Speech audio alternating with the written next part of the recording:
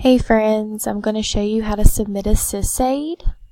So you'll go to your desktop if you are on any Board of Education computer. Here's the Sysaid help desk. Double click.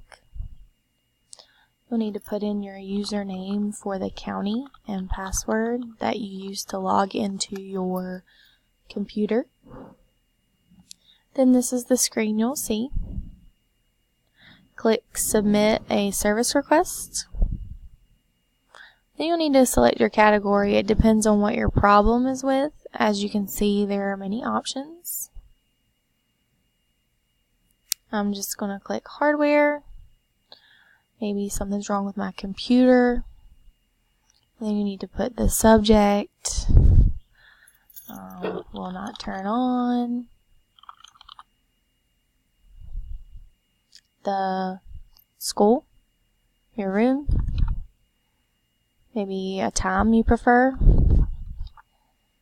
and then you'll type your description here, and then you'll click Submit. It's pretty simple. Thank you.